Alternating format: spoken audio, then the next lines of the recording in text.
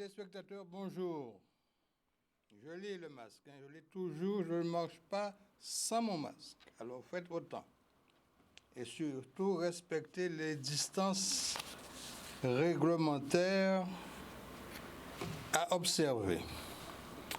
Samedi dernier, j'étais à cette antenne à vous exposer les problèmes qui existaient dans le tourisme guadeloupéen dans les années 75-76 par là.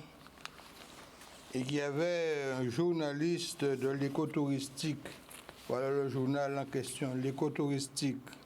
Vous le voyez, c'est le plus grand tirage en matière de tourisme en France. Monsieur Mugur Mardan, qui était le journaliste reporter, est venu en Guadeloupe. Et bien entendu, il a rencontré un certain nombre de personnes, dont moi-même. Je peux vous les citer, puisque dans l'article, il a donné la parole à diverses personnes. La première personne qu'il a interrogée, c'était donc moi, Alex Montpierre. Ensuite, il avait interrogé M. Ariste Sidambarom, qui était président du syndicat des agences de voyage. Il a interviewé M. René et Éric Potin, qui était le directeur de l'Office de tourisme. Il avait interviewé également M. Kijman et M. Tourdor, qui s'occupaient de l'hôtel, le dernier hôtel à la Pointe de la Verdure. Et ils avaient également interrogé M. José Mormon, qui était responsable de la petite hôtellerie. Alors, dans le préambule de cet article, qu'est-ce qu'il était dit? Je vais vous le lire, même si je n'ai pas mes lunettes, mais je veux faire un effort considérable. La Guadeloupe malade du tourisme. Alors, c'est un article qui est apparu exactement le 13 octobre 1980. Quoi disait le préambule? Des choses bizarres se passent à la Guadeloupe. Jusqu'au début septembre, tout baignait dans l'huile pour le tourisme. Malgré quelques sonnettes d'alarme tirées par les tours opérateurs étrangers, une visite ministérielle donnait récemment un fructueux bilan. Mais tout le monde savait, sans le clamer trop fort, que le nombre de touristes USA et Canada avait baissé depuis plusieurs mois, de plus de la moitié, et que les touristes européens n'arrivaient pas non plus comme l'année dernière. Certains grands hôtels envisagent de devenir saisonniers, d'autres même de fermer. Les professionnels accusent l'Office de tourisme, le comité régional, le détachement d'Air France et les dispensateurs de belles promesses. Une enquête reportage menée tout tambour battant parmi les intéressés et les autres. C'était le préambule de l'article. Alors bien entendu, cet article-là, si vous voulez le procurer, je peux vous en faire une copie, ce n'est pas un problème. Alors, je vous rappelle que j'avais été mandaté par la Fédération nationale du tourisme en France pour mettre les choses dans les normes. Monsieur Jacques Médecin était de passage, je l'avais rencontré, il m'avait adressé un courrier que je vous ai lu la semaine dernière, et à son retour en France, monsieur Jacques Médecin avait pris une circulaire dans laquelle il indiquait clairement quelle devait être l'organisation du tourisme en France. Il indiquait en outre que le tourisme est géré par deux structures, le ministère du Tourisme d'un côté et la Fédération nationale des offices de tourisme et syndicats d'initiative. Il indiquait en substance que la structure de base, c'était le syndicat d'initiative, que chaque commune pouvait avoir un syndicat d'initiative qui pouvait devenir office de tourisme suivant une procédure déterminée. Et je vais vous la déterminer tout à l'heure. Et au-dessus des syndicats d'initiative et offices de tourisme, était prévue une union départementale des offices de tourisme et syndicats d'initiative. Et le mandat qui m'avait été donné, c'était précisément de mettre les structures de base en place et de créer l'union départementale des offices de tourisme et syndicats d'initiative, ce que j'ai fait.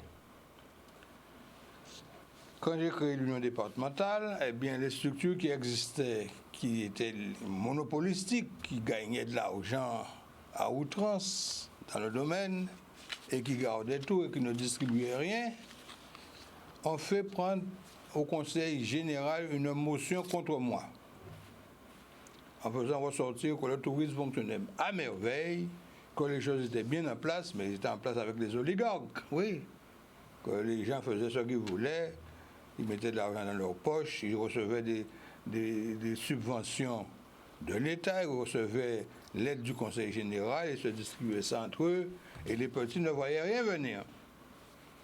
Alors j'ai mis le pied dans le plat. Quand ils ont fait sortir leur motion, qui a été envoyée au préfet, et également au service de la région, pas la région, le département, qui était présidé à l'époque par Mme Michel Chevry et M. Lucien Bernier. Ben voilà, ils m'ont dit, ben, mon Pierre, vous n'existez plus, hein, parce que nous avons fait une motion contre vous. Puis ils disent, ah bon, très bien. Puisque vous allez déclarer la guerre, on va aller à la guerre. Et j'ai porté plainte au tribunal, entre les mains de monsieur le procureur de la République, en lui disant, voilà, monsieur le procureur, la circulaire établie par le ministre du Tourisme, le mandat qui m'a été donné pour mettre tout ça en règle, et voilà qu'on a pris une motion contre moi disant que je suis un charlatan, quoi. Bref. Eh bien, le procureur de la République a accepté ma plainte et il a confié le dossier à M. Durand, qui était juge doyen.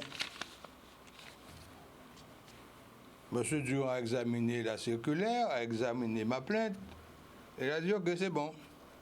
Il a inculpé le président de l'office de tourisme, qui n'était autre que M. Roger Laurette, un homme du monde économique, puisqu'il était promoteur immobilier, Spring Tour. C'est lui qui était le président de Spring Tour, et qui était très florissant. Bon. Eh bien, M. Laurette s'est trouvé inculpé. Alors, à partir de ce moment-là, les choses étaient devenues sérieuses. Le préfet, même M. Orosso, m'appelle pour me dire, ah oui, M. Montpierre, je croyais que vous avez trouvé une entente avec les autorités du tourisme, et voilà que j'apprends que le président de l'office de tourisme a été inculpé. Et que moi, je suis responsable du service économique, il y a mon directeur de cabinet, pas mon cabinet, mon secrétaire général aux affaires économiques, M. Marty, qui s'occupe de la question et qui est complètement désemparé, il ne comprend pas comment on a pu inculper M. Laurette. Je dis, écoutez, c'est très simple, hein. Monsieur le médecin était passé, il a dit voilà comment les choses devraient se passer. Il a pris une circulaire qu'il a envoyée à tous les préfets, et je vous l'ai bien dit à vous, monsieur le préfet, que la circulaire existait, que vous m'aviez répondu que ça existerait peut-être pour la France métropolitaine, mais pas pour l'outre-mer. Je dis négatif, c'est pour la France métropolitaine et l'outre-mer. Et il n'y a qu'une structure qui est légale dans les DOM actuellement, c'est la Réunion, qui a respecté toutes les règles et ça fonctionne comme ça devrait marcher. Donc il n'y a pas de raison que la Guadeloupe ne fonctionne pas comme la Réunion. On dit, ah bon, mais vous vous rendez compte, inculper M. Laurette, c'est quand même... Je dis, écoutez, c'est pas moi, hein. Le texte est là, il n'a pas voulu le respecter, on m'a même traîné dans la boue, on a même dit que je suis Amin Dada des Caraïbes, vous vous rendez compte? Moi, Alex, mon père Amin Dada. Bon, bref. Alors voilà, monsieur le préfet, je suis désolé, les choses iront à leur terme. On m'appelle à Paris. Le directeur, entre-temps, monsieur le médecin n'est plus président, n'est plus ministre du Tourisme, c'est Jean-Pierre Soisson qui en a pris la relève. Et je reçois un appel à Paris. Oui, voilà, monsieur, il faudrait que vous veniez nous voir à Paris, il faut qu'on trouve une solution. Les choses ont pris une allure là, il nous dépasse, etc. Je dis, écoutez, monsieur le directeur de cabinet, il n'y a aucun problème. Je suis mandaté par M. Bailly, qui est le président de la Fédération nationale des offices de tourisme et syndicats d'initiative. Si vous avez quelqu'un à contacter, c'est lui, parce que c'est lui qui m'a mandaté. Alors, mais il y avait un problème politique qui existait en Guadeloupe à cette époque-là. Il y avait deux camps. Il y avait le camp des gaullistes et il y avait le camp des udéistes de Giscard.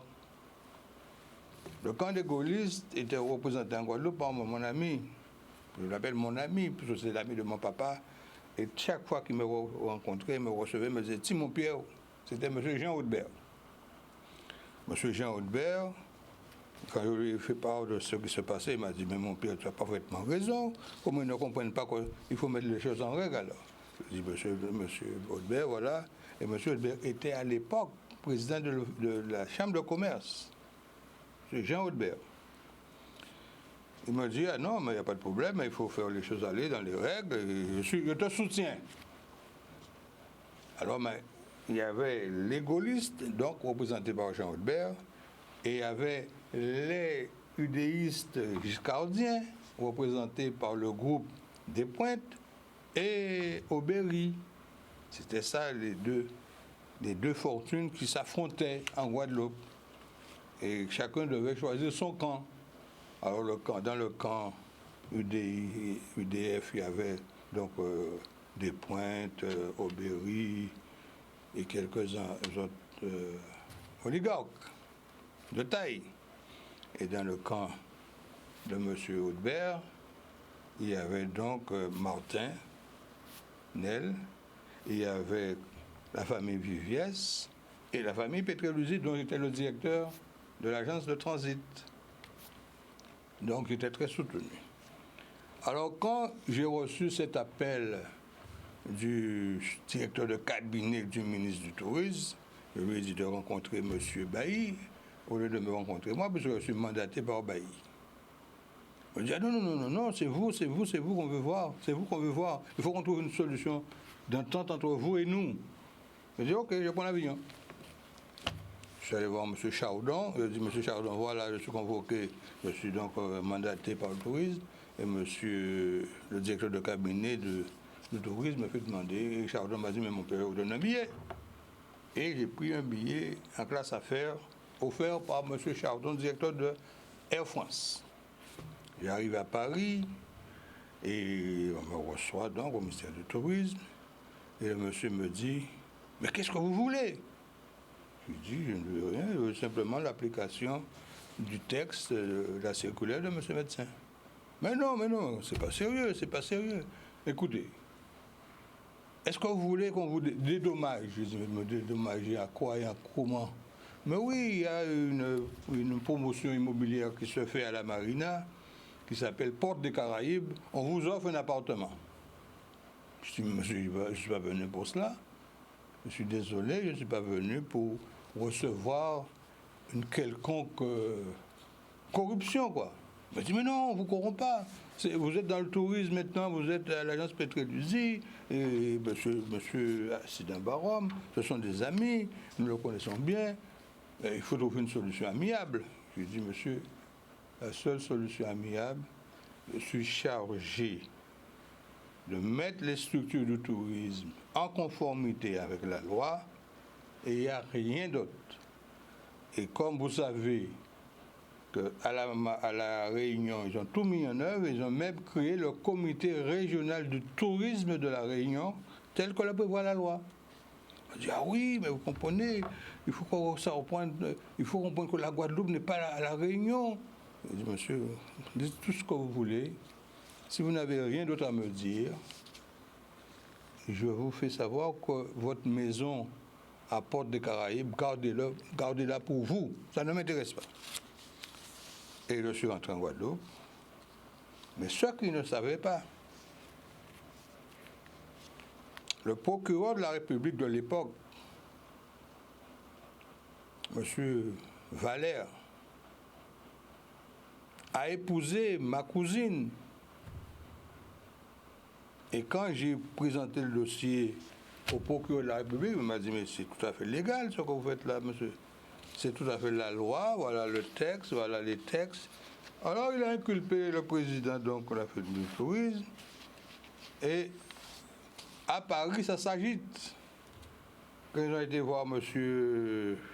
Bailly, le président de la fédération, le président a dit oui, j'ai donné mandat à M. Montpierre, il fait un travail sérieux et je le soutiens. Ils ont dit ah non, mais écoutez, c'est pas comme ça qu'on fait les choses. On ne peut pas attaquer une personnalité aussi importante pour une pécadille. Il dit c'est pas une pécadille, hein.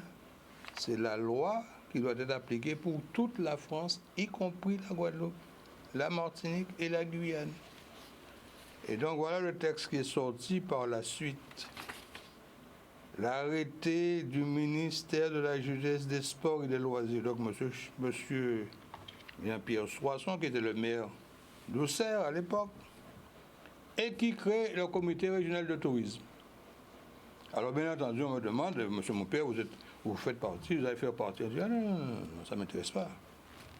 Ah oui, monsieur Montpierre, il faut que vous fassiez partie de ce comité régional de tourisme, vous avez déclenché quelque chose et ça a abouti, il faut que vous... Je lui ai dit, non merci monsieur, ça ne m'intéresse pas, mettez qui vous voulez, pas moi. Par contre, je veux vous proposer quelqu'un qui peut s'occuper du secrétariat de ce comité de tourisme.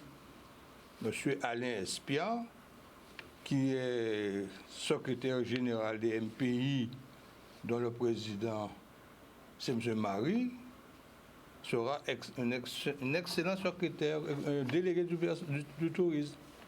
On dit d'accord, on écrit, on prend une note, on a pris une note, etc.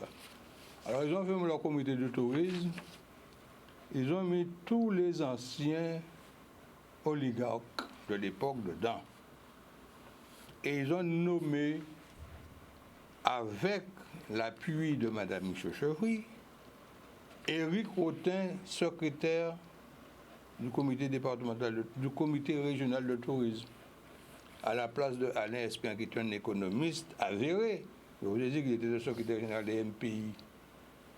Donc c'est un monsieur qui était à la chambre de commerce, et son patron, son président, M. Marie, c'est lui qui c'est un industriel, c'est lui qui a créé la société Clorex en Guadeloupe. Et son épouse, l'épouse de M. Marie, tenait une boutique de tourisme qui s'appelait Rose et Bleu, à la rue Frébourg à Pointe-à-Pitre. Et quand les bateaux de touristes arrivaient, les bateaux de croisière, ils passaient chez Madame Marie. Et juste en face de Madame Marie, il y avait une société qui vendait des boissons, des produits locaux, des punchs et liqueurs, juste en face. Donc c'était les deux sociétés de tourisme les mieux avancées de la place. Alors concrètement, monsieur, voilà, ma mission a abouti et le comité régional de tourisme de l'ancienne époque, puisque entre-temps, après, avec la loi Notré, les choses ont bougé, et c'est la région qui a repris le tourisme et qui a créé, avec Mme Borel-Incertain, le comité régional des îles de la Guadeloupe. C'est une nouvelle formule, mais la formule de base, c'était ça, la loi qui a été votée sous mon instigation. Alors, concrètement, retenez, malgré tout, que la circulaire de M. Médecin indiquait que le syndicat d'initiative est la cellule de base du tourisme. Chaque commune peut avoir son syndicat d'initiative. Maintenant que c'est devenu sous la tutelle du conseil régional, ce sont les communautés d'agglo. Ce sont les communautés d'agglo qui ont la gestion du tourisme. Il y a un syndicat qui fonctionne très bien, c'est celui des Abîmes, avec comme responsable notre ami qui s'occupe également de Taonaba. Je n'aime pas tellement prononcer le nom des gens, je ne connais pas son nom, mais elle est très compétente dans son domaine. Et le tourisme aux Abîmes ça fonctionne tant bien que mal, mais ça fonctionne. Alors tout ça pour vous dire, messieurs et dames, que ce qui se passe en Haïti, c'est la préfiguration que ce qui peut arriver en Guadeloupe si notre beau pays changeait de statut. Les oligarques d'Haïti ont tout en main. 5% de la population haïtienne, les oligarques, gèrent 95% de la richesse d'Haïti. Alors imaginez-vous que si la Guadeloupe devient un territoire indépendant, je ne suis pas contre l'indépendance, je vous le dis tout de suite. Si on doit devenir indépendant, on le deviendra. Mais si on devenait dans l'état actuel des choses, c'est pareil, hein? Le pourcentage est le même. Hein? 10 à 15% des oligarques de Guadeloupe gèrent la Guadeloupe. Qu'est-ce que les Guadeloupéens autochtones ont? Pas grand-chose. Hein? Enfin, nous n'en sommes pas là, mais je vous dis que j'avais une mission, je l'ai accomplie et j'ai gagné les politiques de l'époque et les oligarques. C'est ce que je voulais vous dire aujourd'hui. Il y a autre chose à voir, mais je laisse tomber les turpitudes de Mme Michel-Chevry. On va s'occuper d'autre chose la semaine prochaine. En tout cas, je vous souhaite donc de passer un bon week-end. Prudence sur les routes. Et j'espère vous retrouver en bonne santé samedi prochain dans le cadre du Forum libéral. Bon week-end à tous.